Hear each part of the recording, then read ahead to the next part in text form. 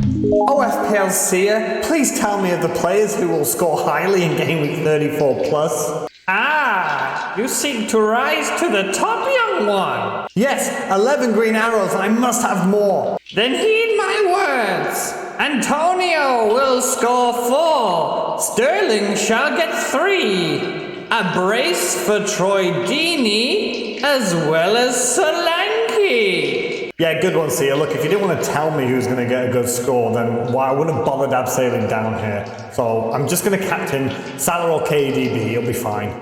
But if you want the arrow green, take a punt on... Don't finish another rhyme, I'm going to leave you down here. Luca Dean. Right, I'm off.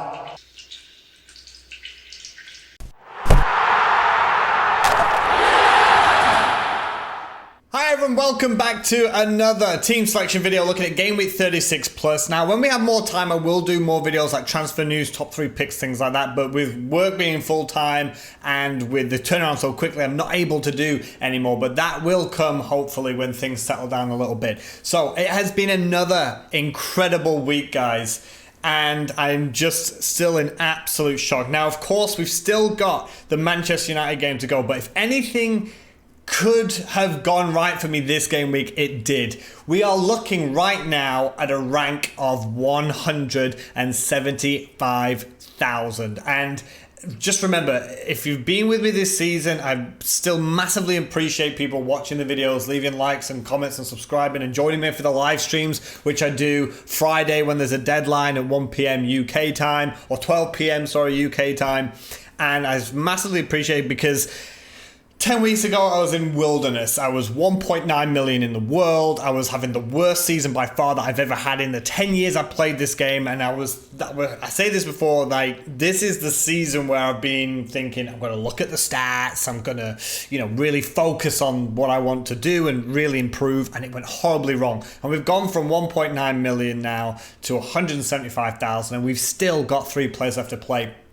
A last minute call for me to change the captaincy and put it on Raheem Sterling has worked a treat. Now, if Bruno Fernandes goes out there and scores a hat-trick, I'm not even going to be mad about it. If he scores 4 goals, I'm not even going to be mad about it because it's going to be a lot of points. But we're on 73 with 3 good players left to play. And it's just been an incredible turnaround since Project Restart, since the pluses have been added to these game weeks. It has been absolutely fantastic. So starting at the back, Pope is so unlucky. He lost 4 points because he lost the 3 bonus because he got booked for time wasting right then. He could have got an extra, I think it was 4 points that he lost in total for the bonus and things. But what a performance. Now, not only I'm looking at these 3 points, but for me it was amazing because he stopped. I got rid of Mo Salah this game week for Raheem Sterling,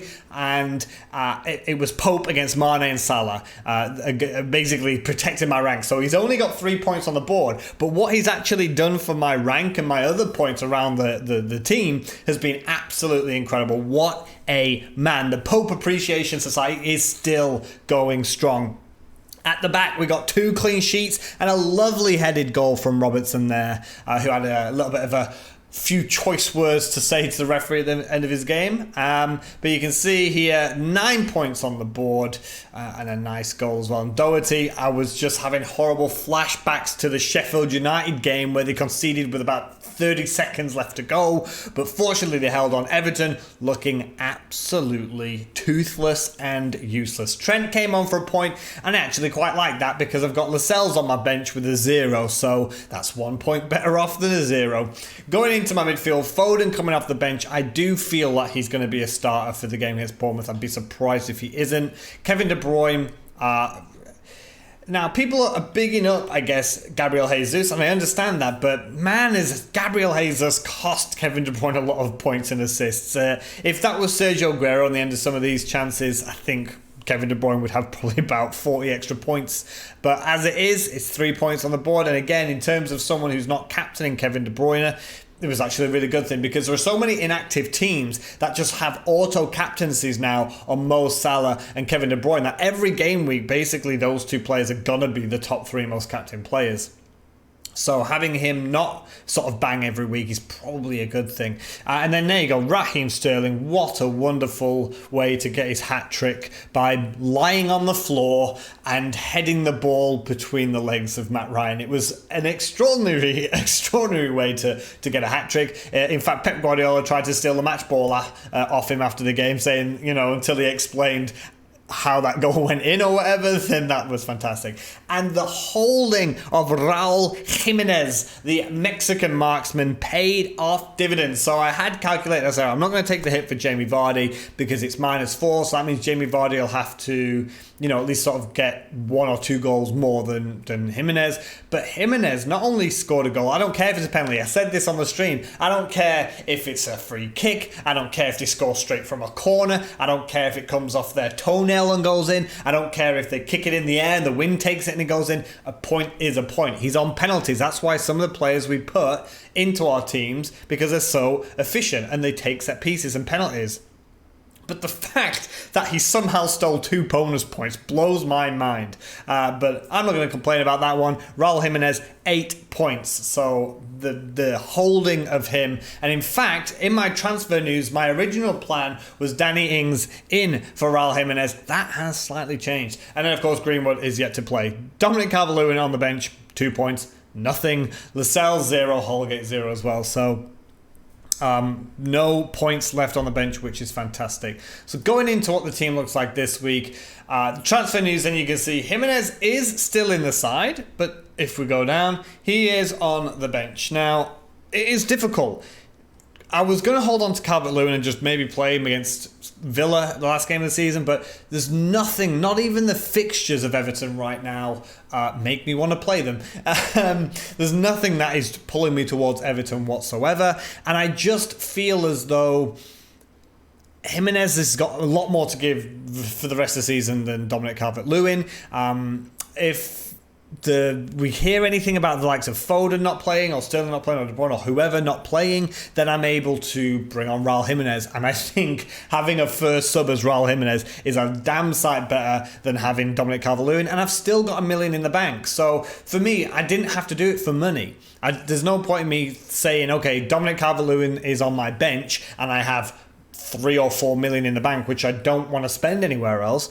And here's my advice, guys, for the one piece of advice for the rest of this video is try and go into game week 38 with 2 free transfers if you don't have a free hit. That's what I'm going to try to do, because if you can go into that game week 38 when all the games kick off at the same time and you pray for early team news and you've got 2 free transfers sat in the bank, even if you want to make 3 and take a -4, you can go out there and you can get all of those players that you want. So for example, Norwich finished the season against Manchester City at Manchester City. So if you've got 2 free transfers, and I'm sat here with Kevin De Bruyne, and we get that early team news, and Kevin De Bruyne is not going to start, but David Silva is, or Mahrez is, I'll just, it's the last game of the season, I'll just take him out and put Mahrez in, right? Because he's starting the match. He's going to play 60 minutes. De Bruyne might only play 20 or 30. So if there's one piece of advice I'm going to give for this video, I'm probably going to keep repeating it for the next week or so, is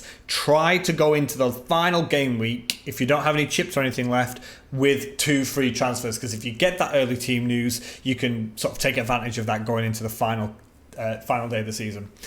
So I'm going with Pope over McCarthy, and this is more of a form thing. So it's the same reason why I kept Jimenez and got rid of Calvert-Lewin. Even though Calvert-Lewin is cheaper and got better fixtures, and Jimenez isn't in fantastic form, I'm now going form over fixtures. It's as simple as that. Robertson and TAA, I think they'll both play against Arsenal. I do not fear Arsenal whatsoever. Like, I haven't all season. Could they concede one? Maybe, but I think Robertson and Alexander-Arnold will get maybe an attacking return in that match. Doherty's going to stay in here because I'm not going to take a hit to take him out. Burnley probably might win the game against Wolves. I'm not too sure because Wolves have been a little bit up and down. But if Burnley score, I don't think it's going to be like a 5-0. That would be a big shock.